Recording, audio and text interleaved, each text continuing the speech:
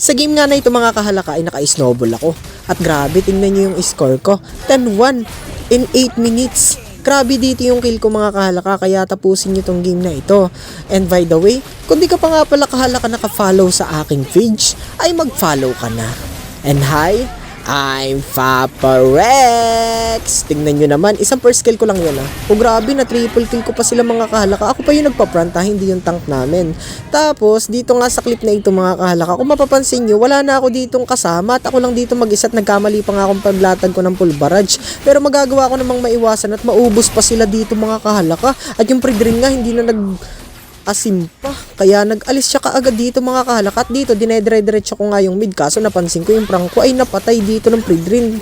Ngunit na takedown ko nga rin dito yung pre-drain. Ano, susugod ka pa ba para miss? Hindi pa ako dito out ha. Hahabulin nga ako dito nung kanilang mage pareho mga kahalaka. At akala ko nga matitakedown ako dito nung Eudora at mai-effect outplayed ko pa nga sila dito. Pag lapag ko nga ng full barrage, tingnan nyo. Sila na yung nag-atras na puno agad yung buhay ko. Grabe naman yung lifesteal. At dito successful naming na takedown yung Lord kasi nga hindi na nagawa nilang mag-asim pa.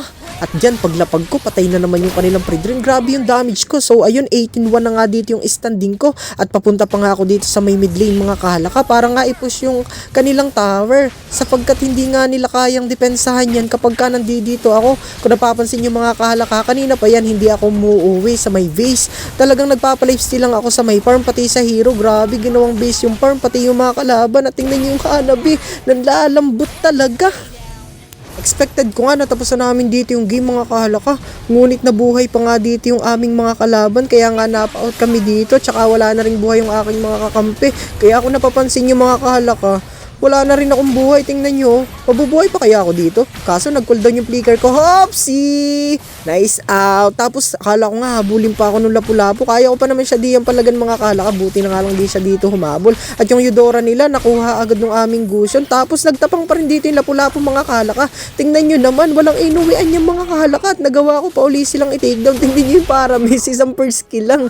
Punong-puno ba naman yung Sky Phasers ko at 8 laman. Ayan nakaside ko kasi sila dyan sa may bush na yan. Kaya nga pina-out ko lang sila dito. At dito mga kalaka sa game na ito, magagawa ko sila dyang maubos kahit nga ako na lang dito nag-iisa kasi nga meron pa ako ditong Wind of Nature mga kalaka, kaya sugod lang ako dito ng sugod. At ayan, triple kill na nga mga kalaka at may flicker pa nga ako dyan. Yung Eudora, grabe, bigay mo na sa akin Maniac. Ay nawawala yung Hanabi, sayang yung Savage mga kalaka.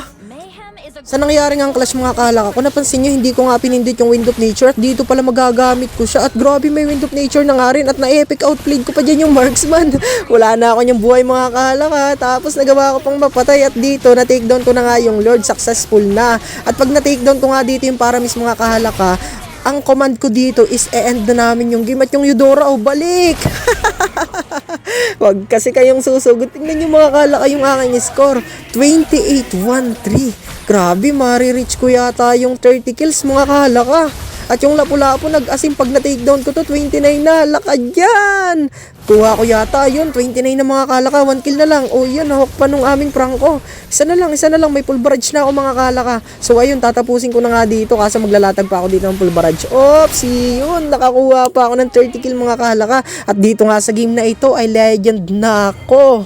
Nakaalis na uli ako sa epic mga kahalaka. So ayun, papunta na uli ako sa mythic.